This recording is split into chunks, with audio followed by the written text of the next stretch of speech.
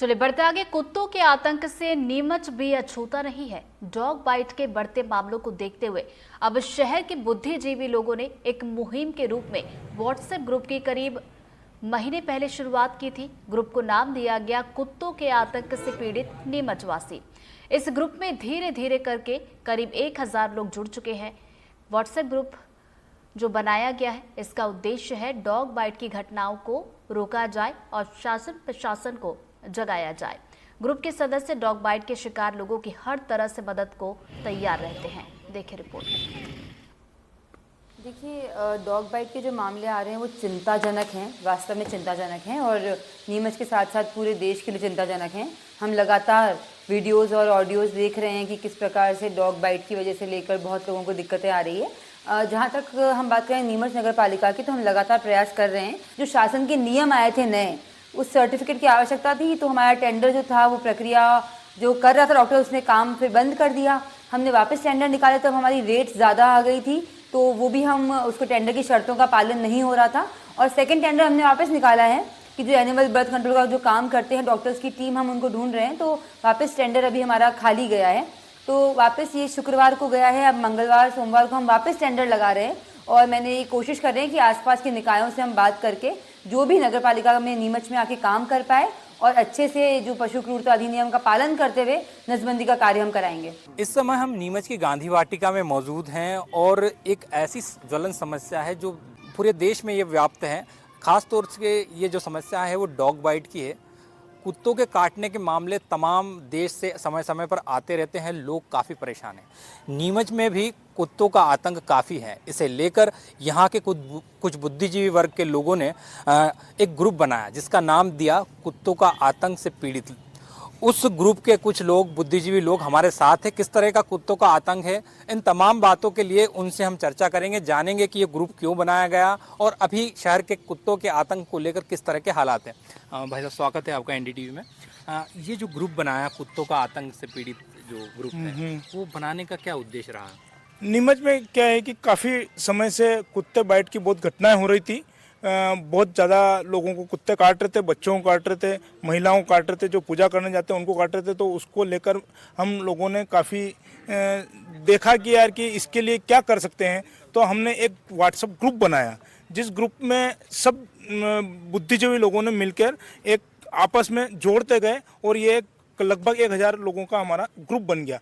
इस ग्रुप के माध्यम से हम क्या करते हैं कि जब भी ऐसी घटनाएं होती है तो वो घटनाएं प्रशासन के सामने लाकर अवगत कराते हैं कि ऐसे घटनाएं हो रही है और आप उसके ऊपर ध्यान दें।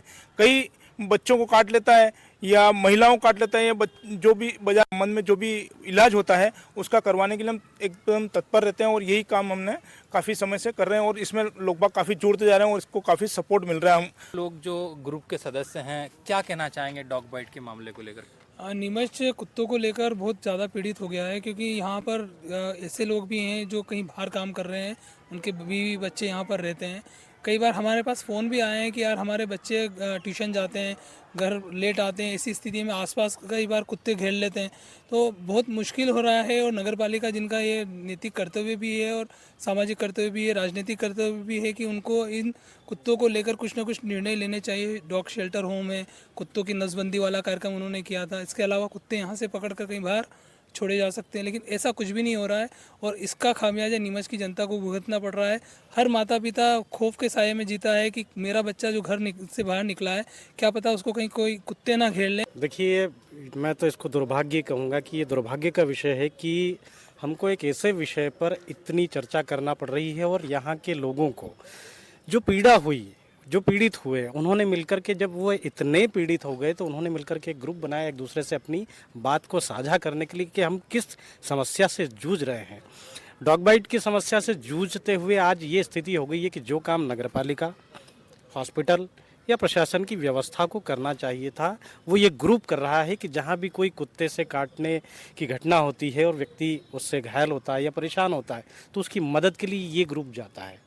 अब ये स्थिति बन गई है। तो ये दुर्भाग्य का विषय है बहुत बड़ा कि जिन लोगों की इस छोटी सी मांग के लिए उनको बार बार कलेक्टर के पास जाना पड़ता है, उनको इसके लिए एजिटेशन निकालना पड़ता है, रैलियां निकालनी पड़ती, नगरपालिका को चेताना पड़ता है, नगरपालिका अध्यक्ष के पास में उनको ज्ञापन देने जाने पड़ते हैं। तो इससे बड़ा दुर्भाग्य क्या हो सकता है। नीमच एक ऐसा सुव्यवस्थित बसा हुआ शहर है कैंटोनमेंट के ज़माने का, जहाँ पे तमाम किस्म की व्यवस्थाएं उस समय हुआ करती थी। लेकिन आज ये कंडीशन है कि डॉग शेल्टर हाउस जो बना हुआ था है नहीं है, बेकार है, कोई उसका उपयोग नहीं है। नसबंदी के लिए यहाँ पे बहुत बड़ा ठेका हुआ था। कितने कुत्तों की नसबंदी यहाँ पे हुई है अभी तक इसके बारे में प्रॉपर कोई जानकारी नहीं है। आगे इस कार्यक्रम को बढ़ाने के लिए उनको कंटिन्यू किया गया था, लेकिन कहीं ज़मीन पर कोई परिणाम दिखाई नहीं दे रहे हैं। कुल मिला के जिस तरह के हालात नीमच शहर के हैं और नियमों की आड़ में कुत्तों के आतंक को लोग झेलने को मजबूर हैं, ऐसी स्थिति में शासन प्रशासन खास तौर से नगरपालिका को चाहिए कि नीमच शहर में जो कुत्तों के आतंक से पीड़ित ग्रुप बना है उसकी पहल को देखते हुए कम से कम इस आतंक से वे जरूर निजात दिलाएं। विजित महाडिक, NDTV, नीमच।